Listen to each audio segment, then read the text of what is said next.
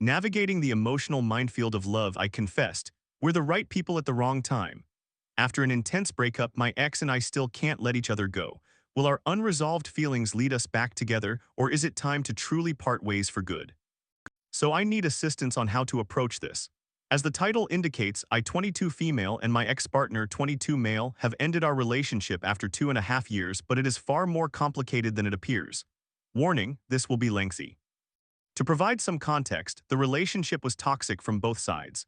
He had only one relationship before we began dating, and his ex abused and manipulated him throughout their childhood together, which led him to date her for over 3 years before he finally mustered the courage to end it. By the time he broke up with her, she was already pursuing someone else, so she finally let him go. I have dated 5 people prior to him, and most of those relationships were abusive and traumatizing, with one incident requiring a school-sanctioned restraining order. Yes, that is evidently a thing, and no, it did not help. We met at his workplace and began talking only a month after he broke up with his ex, as he had moved on from her long before their breakup, and we started dating not long after that. During our happier moments, it was like how everyone describes amazing relationships, easy as breathing and as perfect as life can be. It was genuinely what I imagined true love and finding your soulmate are like, as depicted in books and movies.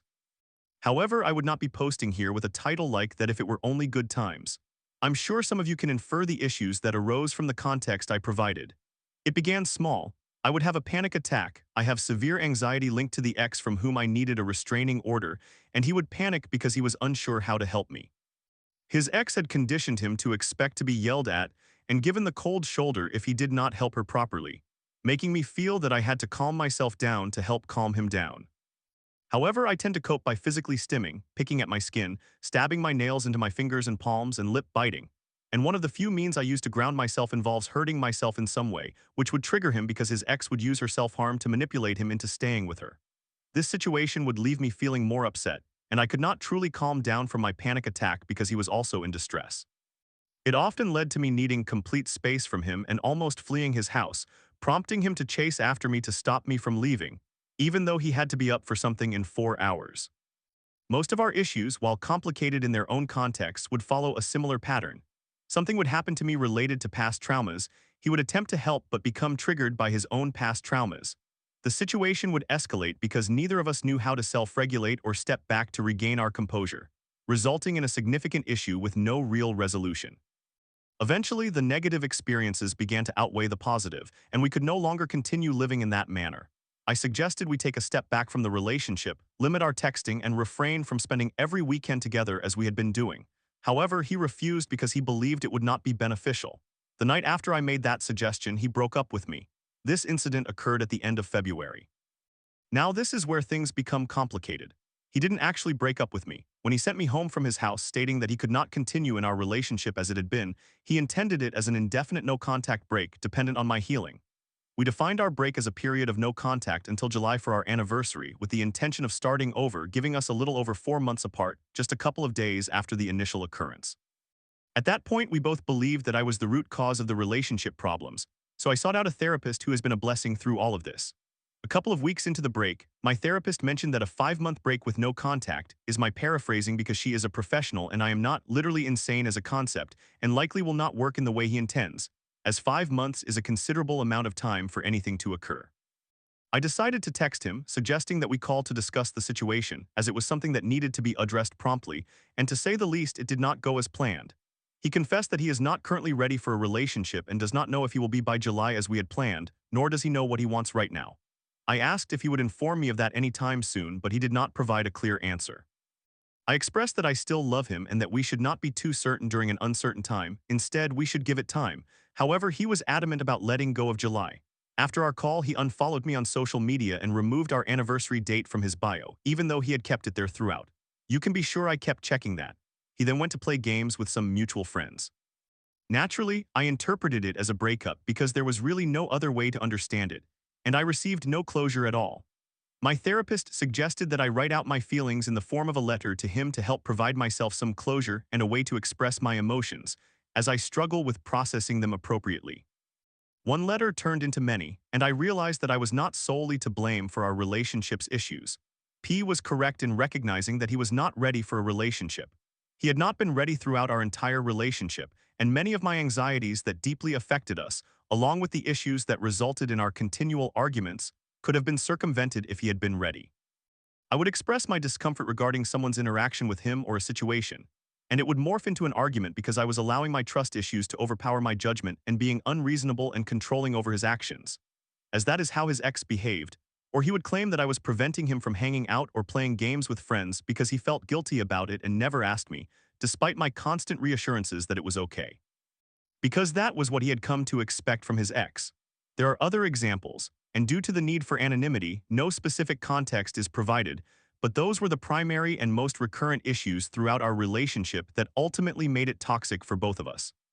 I ended up writing one final letter that was genuinely for him, expressing my perspective on our relationship now that I had taken a step back to reflect, hoping that he would see what I see and go to therapy because he arguably needs it more than I do.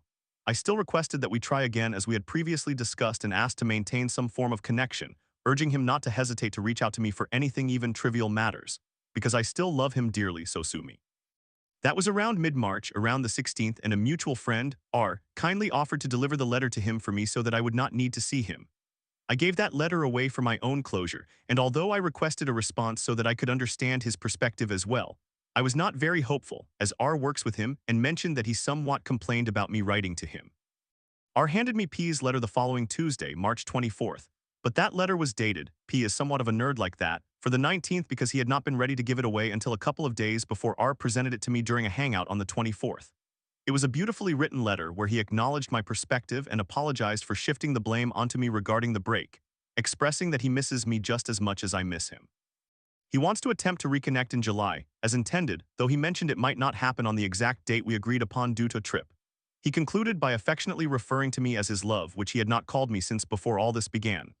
He insisted that this has always been a break, regardless of any signs I might interpret from him, and he expressed his appreciation for my letter and the things I had written him previously.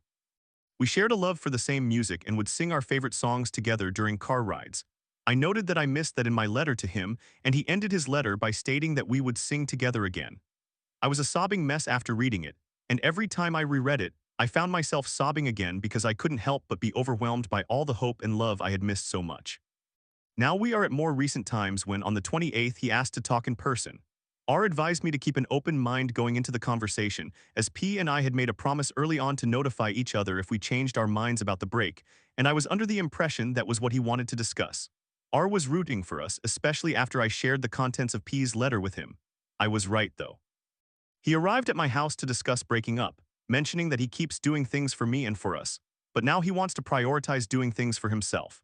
The specific example he provided, a gesture I interpreted as simply something you do for people you care about when your love language is gift-giving, was that he had gone for a walk intending to clear his mind, but ended up looking for a plushie I had joked about on Instagram, wanting to buy and ship it to me. He began the conversation resolutely intent on breaking up and moving on, as he acknowledged that he is not ready for a relationship and desires to focus on himself rather than on me or us. However, when I pressed him to reconsider giving it another shot, his composure crumbled, and he began to cry. He allowed me to wipe away his tears as I used to and to hold him. Eventually, he hugged me back, and I had to summon all my strength to remain composed while he held onto me tightly, as if he never wanted to let go. He needed me to stay strong, just as he had been for me countless times during our relationship, and he deserved my strength now that I had it. He admitted uncertainty about whether ending things was the right choice, expressing fear that he might never find someone who shares his interests as deeply as I do or who understands him as I do. Yet still, he isn't sure what he wants. I encouraged him by suggesting that this doesn't have to be a final goodbye as he had intended, and that even if he is not ready by July, we can still try again whenever he feels healed and prepared. An aspect of our agreement regarding July was because we had concert tickets for early August that we wanted to attend together, emphasizing that it would be a road trip. When we planned to talk again, it would also be to allow us to prepare for the road trip. He offered to purchase my ticket or for me to buy his, given that we would not be attending together under the current circumstances. I mentioned I would need to think it over, considering it is an artist we both adore, and I would need to find someone else to accompany me. I must admit that I do not believe I know anyone who is familiar with, let alone enjoys, the artist enough to join me on a trip to another state for a concert, and that I wanted to hold onto the ticket to leave the door open for another chance to talk to P in the future. He conveyed that he only envisions a retry between us as a relapse into our previous relationship, because he does not know how he will cope in a new relationship, even with therapy planned, and he does not want to lead me on under the guise of a break when he is uncertain of when we could genuinely be in a relationship again. I told him to hold on, that we will try again when we are ready and it will not be the same as before. He followed me again on Instagram, and given that I frequently went to his workplace even before our relationship, I would not be too far from him when he decides to reach out again. We concluded the conversation not wanting to part, lingering in our touches like we used to before I would head home when we were together. He drove out of my neighborhood while I collapsed on the walkway to my house, crying my eyes out once more and feeling as I did when everything first started. I texted him to inquire about the gifts we exchanged since we were both big on presents. My bed is covered in plushies he gave me, and he mentioned that he simply wanted the shirt he had given me back and to keep everything else I had from him. I packed the shirt, a hat he had given me before we dated since I no longer wear hats, several gifts I intended to give him in July, and another letter summarized since I obviously do not write concisely, expressing my belief that we are the right people who merely met at the wrong time and that we will try again when we find the appropriate time. R offered to deliver the box of P's belongings to him since they were working together that evening. R did this as a means to give me a hug because he is a sweetheart and has been my greatest support through all this. P must have opened the box and read the note I left for him immediately after his shift because he texted me at 2 a.m. asking if he could return the items I wanted back to me in person. To be honest, I wanted to decline, but I am very weak for him, so I agreed. I have gone back and forth over whether this is a good idea even now while I am typing this almost 12 hours after I consented to meet him again. I decided to ask him why he wanted to return my things in person, as R had offered to bring my belongings back to me when P had them. P explained that he wanted one last goodbye before we part ways, and I asked why he still viewed this as a goodbye. He indicated that it was because we would not see each other often anymore and he was uncertain when we would meet again, to which I countered that this should not necessitate viewing it as a goodbye. Instead, it could be a see you later, and he expressed he would prefer that. We continued texting for 3 hours afterward, during which he said that his feelings for me have not diminished and that he agrees it feels like we are the right people at the wrong time. I apologized for everything happening the way it did, and he reciprocated by expressing his regret, wishing we were ready now instead. For the first time in over a month, we said goodnight to each other, allowing me to finally sleep longer than a few hours. Well, after all that, it is finally the day I am writing this. I considered transferring him the tickets for the concert, but the site I used to purchase them does not permit that and is only offering to sell them instead. Now, I am not a very spiritual person. I use tarot cards, but I have not entirely delved into that realm or felt compelled to, yet I do believe in fate and that things occur for a reason. I informed him about this situation, viewing it as a sign that we should still attend together as originally planned, but we should not make any decisions right now or in the near future. I suggested we wait until July, as we had planned, to find a time to meet and discuss what to do about the tickets. My reasoning was that given his fluctuating feelings and desires over the past month of low contact, making a decision now would likely lead to an argument that neither of us wanted, and meeting up after such a lengthy period of no contact would truly reveal our feelings for each other more than mere texting could. He agreed, and he still wishes to return my belongings to me. Now, dear readers who have persevered through this lengthy account, I am uncertain about how to proceed with all of this. I know that my love for P is deeply rooted in my heart, as I have not lost any feelings for him throughout this entire ordeal. I love him just as much as I did before everything began and even prior to the negative overtaking our positive experiences. I believe he loves me just as deeply, and he wants this to work as much as I do. My tarot deck advises that I stop planning and go with the flow, as do R and another friend of mine. However, everyone else I have spoken to insists that I am still young and should not dwell on P, urging me to move on to someone else. Perhaps R and my other friend understand me and P more intimately than those others do, as we have each confided in them regarding our feelings over the past month. Thus, everyone else may be unaware of the connection they perceive between us.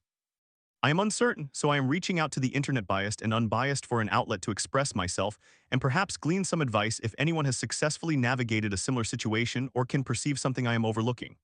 I do have a therapy appointment arranged for after P wishes to visit, but it is 2 days later, as that is our normal meeting time and my therapist does not have earlier openings, I inquired laughingly.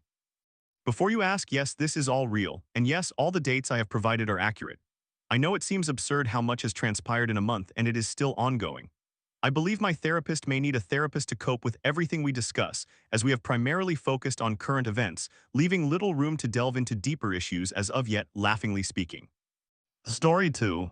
My mother's betrayal. After uncovering her affair with our family friend, I confronted her and yelled, "Tell him what you did." She claimed victimhood and abandoned us. Now I'm no contact while she plays the martyr. Can my family ever heal from this? I posted this on our offmychest as well. Please, I need as much insight as I can get. This is going to be long, please bear with me. A Caroline 18 years old female have had suspicions about my mother for a long time. About 2 years ago, my mother introduced a new friend to my family. My mom met Scott through his girlfriend, who I believe she worked with. From the very beginning, I did not like Scott. Something about him made me feel deeply uncomfortable from the first time I met him, and although the rest of my family loved him, I politely chose to spend as little time with him as possible. Scott was at my house practically every day, and if he was not at ours, my family was at his home. He and my father grew very close to the extent that my dad referred to Scott as his best friend, while my little brother, Wilbert, 15 years old male, spent a considerable amount of time at their home, bonding and watching wrestling. Scott and my mother would frequently hang out alone, engaging in activities like grocery shopping together, going on drives, and taking walks. Basically, anything could become a social activity for them. At first, I thought I was crazy for being somewhat suspicious. This is my mom. This is the woman who gave birth to me and taught me how to walk. My mother is someone I have always been incredibly close to, my kind, gentle, empathetic mom. I suppressed my feelings for months. Then my best friend, Amara, 18 years old female, moved in with us. The first time she ever met Scott, she came directly to me. Hey, what is going on with your mom and Scott? The moment she voiced that something felt off to her too, I felt validated, but I also felt a huge, deep pit in my stomach. I think I already knew the truth, I just could not accept it. For about 6 to 7 months, Amara and I would occasionally notice small things. Each of these things meant nothing on their own but started to seem strange as they accumulated. For instance, my mother had a car screen that could connect via Bluetooth to her phone, allowing her text messages to show up on the car screen when she received them. On the way to one of my therapy appointments, I saw a notification on the car screen, 3 red heart emojis from Scott. Around my dad and brother, they acted normally, but when it was just the two of them, they behaved differently.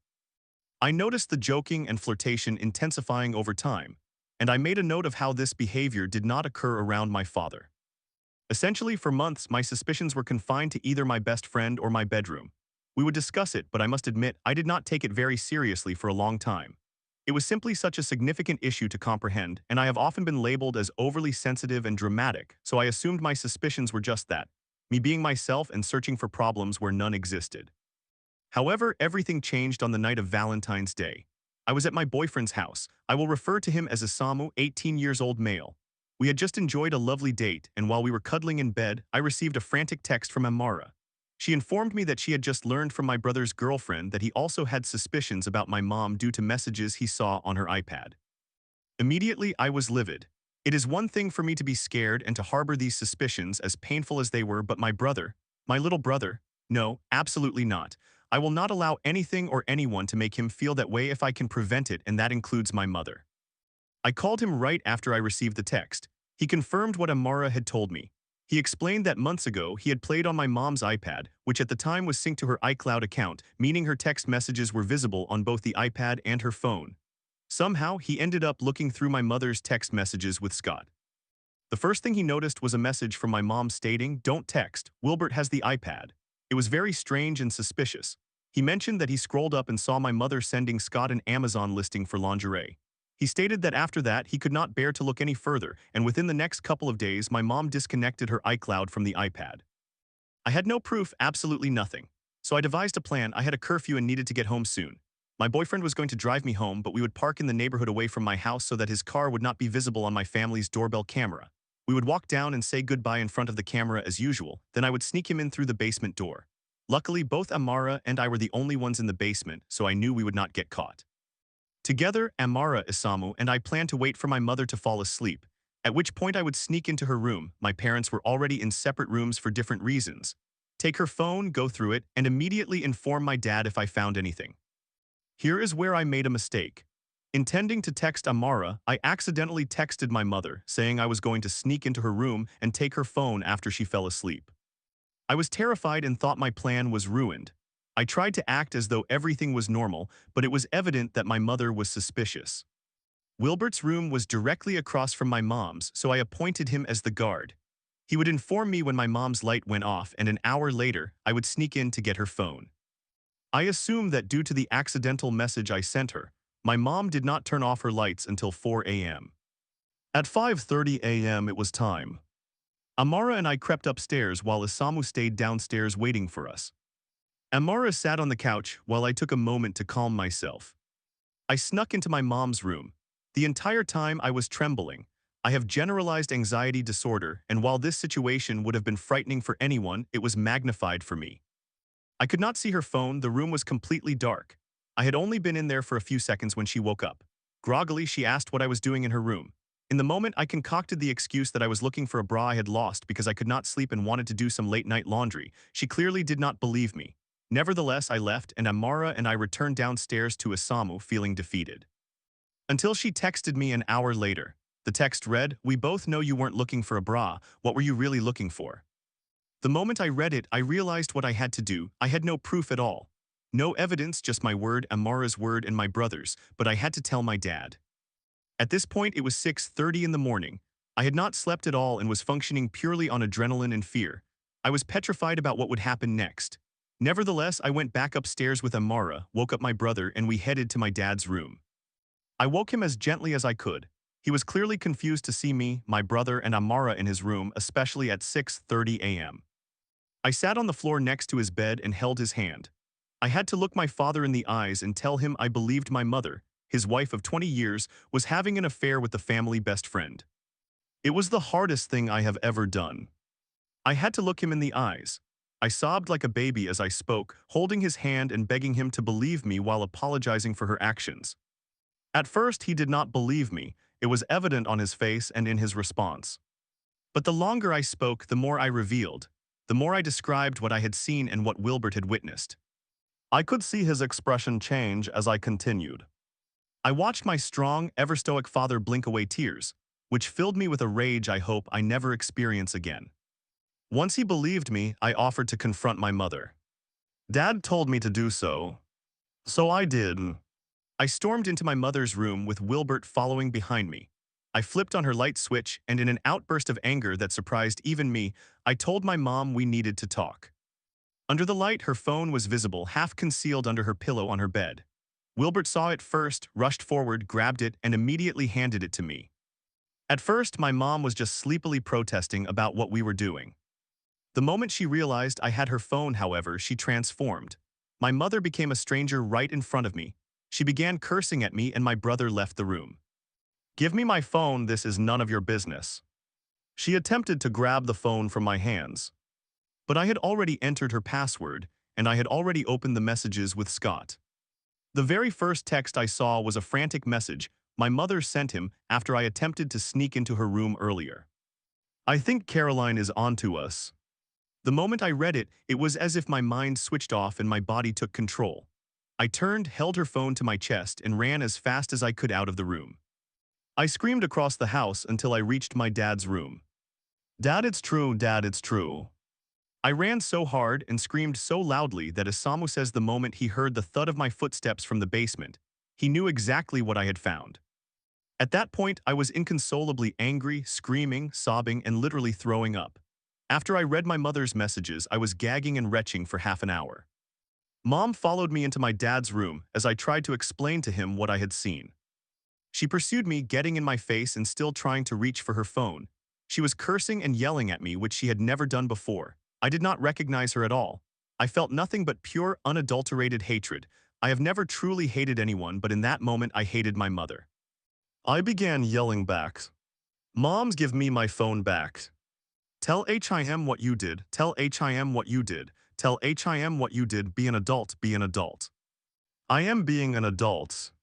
"Are you? Tell him what you did. Tell him what you did." In the end, I had to plead with my mother to be an adult and tell my dad what she had been doing. Eventually, she did. In an instant, she transitioned from angry to completely calm. She stood up straight and looked my dad in the eyes. "Scott and I have been having a relationship," she said. A relationship. She could not even bring herself to name it for what it was, an affair. After that, everything becomes a huge blur. I yelled at my mother, telling her to go away and that she was no longer my mother. Everyone was trying to calm me down, but I simply could not. I could not control my emotions. Shortly after she confessed, she just left. She exited the room, and a few minutes later, we all heard the garage door open and shut. She was just gone. No goodbye, not even a final "I love you" for my brother and me. Nothing, just gone.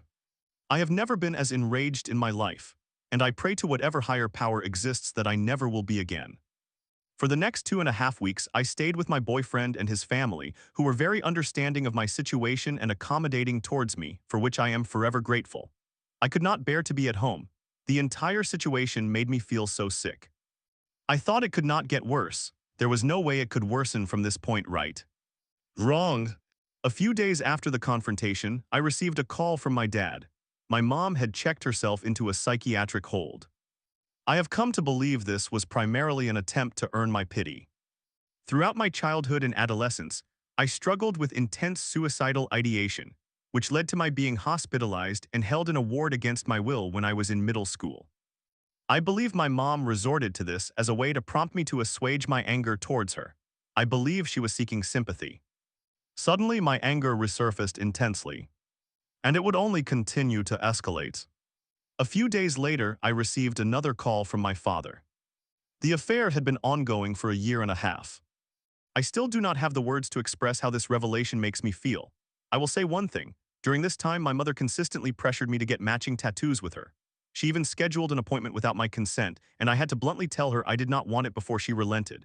I cannot fathom the audacity and insanity of a woman who would want to get matching tattoos with her daughter while simultaneously engaging in deceit behind her back. Immediately after I moved back into my house, my mother found a new place, and to my horror, my father kicked Amara out, forcing her to move in with my mom as she had nowhere else to go. Both Amara and I felt extremely uncomfortable with the new living arrangement. Amara had experienced something similar in her family, having caught both of her parents cheating on each other during her childhood, and I knew that being forced to live with my cheating mother was triggering for her in a profound way. I still do not fully understand why my father made Amara move out. I believe it was primarily due to financial concerns. He realized he could not support all three of us on his salary alone. Still, I remain upset with him about this. However, Amara being compelled to live with my mom did provide one advantage. Inside a spy. Every single thing my mom has said after the separation, I have learned from Amara. My mom quickly adopted a self-pitying attitude. She frequently tells Amara comments like, "Well, if you are not here, I might just get really drunk." She wallows in her self-pity. She even had the audacity to make statements about how much she misses my dad. Daily, I now receive at least one text from Amara detailing something else my mom has done. Amara and I have both grown tired of her. She is currently employed and is saving to buy a car and move out. I plan to move out of my house with her, but I have been unable to find a job for the last 4 months. Seriously, in the past 4 months, I have applied to what I believe is 54 jobs in total, and I have not even had a single interview. I am currently no contact with my mother, and I intend to maintain this distance. I have no desire to communicate with her after what she did. I possess a very strong and firm moral compass, and I will not compromise it for her. I genuinely believe infidelity is one of the most heinous acts you can commit against someone. Not only did she cheat, but she also brought him around our family and pretended to be friends with Scott's girlfriend. My mother is not even close to the person I thought she was, and I will never forgive her. Every day I close my eyes and hear her yelling at me. I can feel the tightness in my throat after spending that half-hour retching. I can feel the anger burning in my eyes as I stared at her after she confessed. I cannot sleep and I can barely eat. My only real escapes are Amara and Isamu, for whom I am eternally grateful. If this had happened just a year ago, I would have taken my own life. Genuinely, the moment I finished telling my dad, I would have acted on it. Continuing to live has been an intense and constant struggle, but I refuse to give in. I refuse to end my life because of another woman's actions. I am strong, I am steadfast, and I will remain alive. Isamu and Amara, if you see this, I love you both so much. Thank you for being there with me that day. Thank you for lending me your courage. I could not have done it without your strength. Dad and Wilbert, I love you. I would do anything for you. And I did. I know this is hard, but I love my family. We are strong. And most importantly, moms, I have one message for you. Rot. Story 3. Living as a transgender man, my mother dismissed my struggles with, "Are you sure you shouldn't get off hormones?" While I grappled with suicidal thoughts, fearing, if I leave, will they hurt more than if I stay? Each time I consider ending it, someone's pain stops me. Why can't I just be free? Throwaway account for obvious reasons. I, a 25-year-old individual, have been seriously contemplating suicide for the past 6 months, and no one close to me is aware of this. I have a history of minor self-harm and suicidal ideation that a few of them know about, but it has almost always been just passive desires that I did not act on significantly. I have not experienced these intense feelings for a long time. The most recent flare-up of these emotions began approximately 3 months after I commenced hormone replacement therapy. Anyone who is transgender and has undergone hormone replacement therapy understands how unpleasant puberty can be upon revisiting it. However, in my situation, it has been overwhelmingly positive for my self-image. I used to struggle to look at myself in the mirror or in photographs due to a visceral disgust, but now I actually see myself when I do. I cannot return to how I felt before, even the thought of it is painful. The issue, however, is that I have difficulty expressing emotions now. Whenever I try to discuss my feelings with my family, they are either strangely dismissive or too preoccupied with their own problems to assist me. I am almost completely unable to cry anymore. And when I do, it requires such an unbearable amount of stress that by the time the tears come, my entire body aches to the extent that I need painkillers. I also experience a strong mental block when attempting to share my emotions with others. Everything either seems not significant enough to warrant a conversation or is serious enough that the emotional labor appears overwhelming, leading me to prefer keeping it to myself. This creates a trapping effect with my feelings, causing me to feel miserable without any avenue for resolution. I understood that I would need to relearn several aspects of how my mind functions, but it feels overwhelmingly isolating. Approximately 2 months into hormone replacement therapy, I attempted to open up to my mother about my recent feelings of depression stemming from the difficulty of navigating my emotions. Before suggesting anything else, she asked if I should discontinue the hormones. When I replied that I would not, she insisted on an explanation, and I had to articulate how it took me 7 years to even begin this journey, as my father had previously convinced me against it. And before hormone replacement therapy, I constantly felt that my own reflection was a terrifying nightmare and regularly cried myself to sleep while wishing for death. Therefore, I was not going back simply because I sometimes felt a little sad. She then followed that by listing a series of insensitive comments about how I was not exercising enough or needed to improve my diet, neither of which she knows anything about since she does not live with me, and how I should get a job to feel more useful. I am disabled and have been unsuccessfully searching for a job for months. And it went on and on. It genuinely astonishes me because she has never behaved so cruelly or dismissively towards my feelings before, and she did not even suggest that I speak to a therapist, which she normally would. While she has never been overtly transphobic, it feels as though she simply does not want to confront my situation anymore since I began taking hormones. I have not been communicating with her much in the past few months because every conversation since that incident has typically ended similarly. My relationship with my then husband deteriorated because I suddenly found myself not attracted to men at all, which I despise myself for since he is an ideal partner who accepted me regardless of my changes. I ceased communication with my father years ago, and my biological sister is going through a difficult divorce, and also stopped speaking to our mother for her reasons, so I do not want to burden her with my issues. Nearly all my friends have either distanced themselves from me or I have discovered that I simply do not have the energy, either emotionally or physically, to support those friends with whom I remain in contact as I once did. The only individual I have felt I could confide in is my girlfriend. I am polyamorous, and my husband was aware of my relationship with her and approved of it. However, she is also dealing with her issues, creating a situation where I feel supported only about half of the time. The people in my life have always been the most important aspect to me, so this turmoil in my relationships has left me feeling very disconnected from the world. Around November of 2024, I came to a devastating realization that I have been unable to shake. I cannot stop taking testosterone because I would not be able to live with myself if I did. I refuse to spend the rest of my life suffering like that. But if I remain on testosterone to find happiness for myself, I will either be suddenly disliked or not be a good enough child, partner, sibling, or friend to anyone I care about anymore. I do not believe I can find happiness. This is when my thoughts and behaviors shifted from emotional breakdowns and impulsive decisions seeking help to forming actual plans. There have been several occasions in the past 6 months when I took definite steps towards something. I am not completely sure what yet, but I have been exploring options. Every time I have tried, however, unfortunate events affecting those around me have prevented me, and the timing seems almost uncanny. I will refrain from delving too deeply into political matters in this context as I am aware of the forum rules, but the first night I contemplated these thoughts was before the United States elections. At that time, I had been researching painless methods, but after the votes turned out as they did, I realized my mother would be devastated and would not be able to handle her child being taken from her right after that night. Consequently, I retracted my plan and forced myself to engage more with her to provide support, despite how exhausting every conversation is for me. The second time, I counted how many over-the-counter pills it would take and placed them in a bag when my girlfriend unexpectedly entered the apartment, informing me that she was experiencing a low mental state herself. She arrived as I was closing the bag and I had to quickly conceal it. The most recent instance involved me writing a note about how to access and delete all my online accounts while calculating the cost of cremation. At this point, my only offline friend, who is also our roommate, announced they had lost their dream job to automation, which necessitated some financial adjustments in our household. Each time I have taken a concrete step towards ending my life, something traumatic occurs to one of the few people I have left, and I realize I cannot burden them with that pain, prompting me to postpone my intentions once again. I do not know whether the world simply will not allow me to die or if some greater force is attempting to communicate with me, but I have had my demise rescheduled so many times due to others' misfortunes that it has begun to feel eerie. Previously, when these feelings arose, I would typically confide in someone within a day or two due to the fear they instilled in me.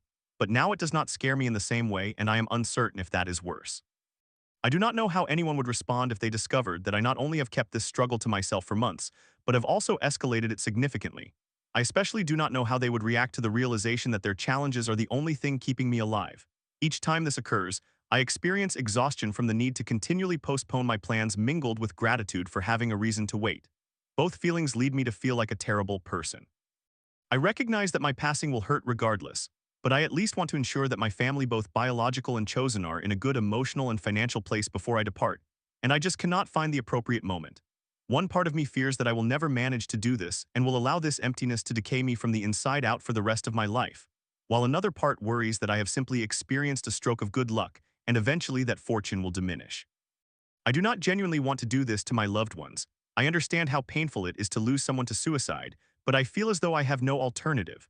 Perhaps it would be easier for them to grieve and move on rather than continue enduring all of my flaws. I finally feel positive about myself for the first time in my life, but what is the point if no one loves me anymore or if I am simply not sufficient for them to love me? I am uncertain about what I hope to achieve by posting this. It is the first occasion on which I have written these feelings out, let alone expressed them verbally. I cannot afford a therapist, but writing has always provided an outlet when words have failed me. I had hoped that writing everything out would help me clarify something or lessen the overwhelming feeling, but it has not. Perhaps I simply want someone to be aware of my situation, even if that someone is a stranger, so it does not feel like I am deceiving the entire world. I do not intend to leave my family in a precarious situation. I am not among those contributing income, so I understand that it is only a matter of time before they can manage the bills again. Additionally, I have been gradually teaching each of them the chores I take care of so they will know how to manage without me. At some point, the deadlock between my desire for this struggle to conclude and my fear of taking action will break. I am unsure which outcome terrifies me more at this point. Story 4. I'm a shitty, useless boyfriend at 19, terrified my partner who lives in toxic England will leave after my vacation plans fell through. Their response, never mind, it's not happening. I can't shake the fear of losing the best thing in my life, what now?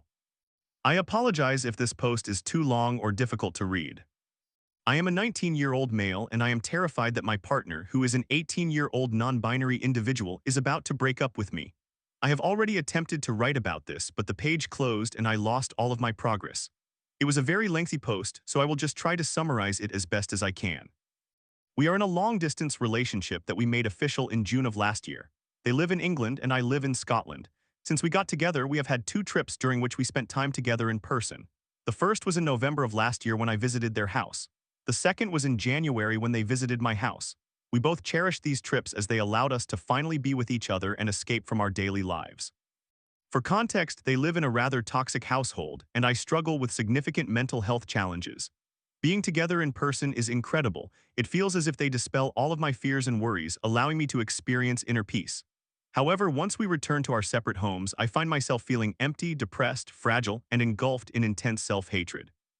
They have greatly supported me during difficult times by encouraging me to seek medical help when my situation became extremely dire, and I have tried to provide them comfort during their hardships.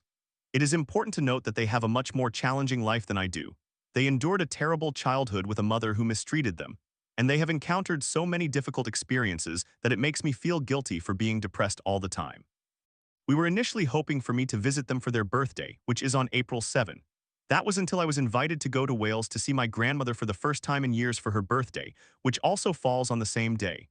My mother decided to arrange this since my grandmother is turning 90 this year and is in very poor health, leading my mother to suspect that my grandmother does not have much longer to live.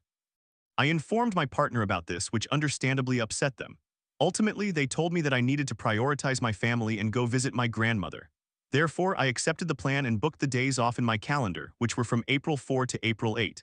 I still felt terrible about not being able to go, especially since birthdays have never been significant for my partner. They told me that they never really celebrated, and recently they decided they would just go to work that day. They also expressed sadness at the prospect of potentially waiting until May to see me again.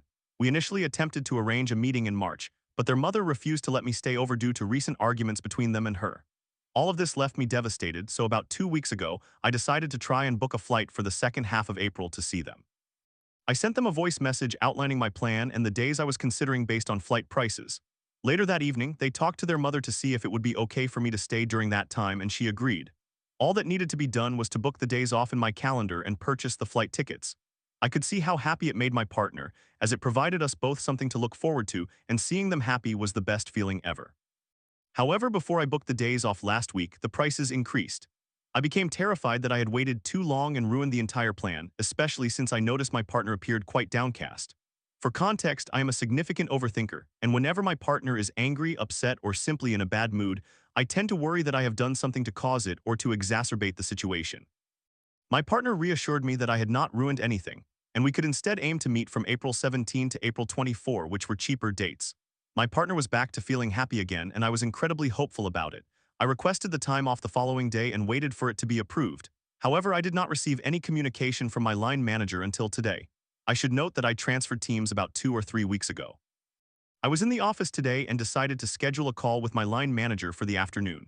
I messaged my partner to inform them about this and that I would provide updates on what he said. My new manager is quite approachable. When it comes to shifts and holidays, his philosophy is, do what you need to do as long as there is enough coverage. During the call, I explained the days I wanted to book off and the reasons behind it.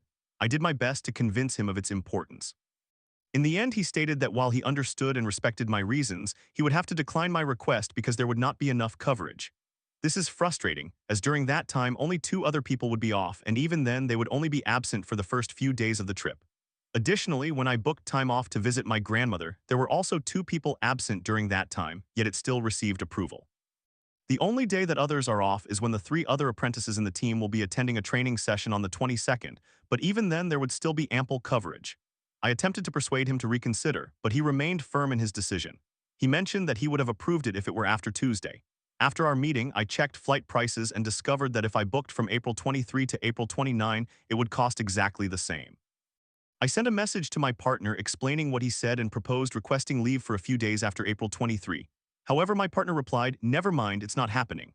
I apologized and asked, "Would you like me to book some days off from the 23rd? They replied, "No, I am going to visit my grandparents in France on the 30th and plane tickets are expensive, forget it." I responded, "I am so sorry, I have messed everything up. I understand if you do not forgive me." They then replied, "Just forget it, I will talk to you later." I was terrified by this. I am afraid that there was something I should have done or said to prevent this from occurring. I am also worried that I may have inadvertently given them false hope. We both returned from work and have been on a call for 30 minutes. We have barely exchanged any words, the silence feels deafening. Since I left work, I have been anxious that this may be the moment my partner decides to leave me. There have been times in the past when we came close to that point due to my inattentiveness as a partner, and I fear that this is the final straw. I am frustrated with myself for letting this happen. I feel as though there was something I could have done to change the situation. I see myself as a terrible and useless boyfriend, and I do not deserve someone as wonderful as they are. I probably deserve to be alone for the rest of my life because all I seem to do is ruin everything.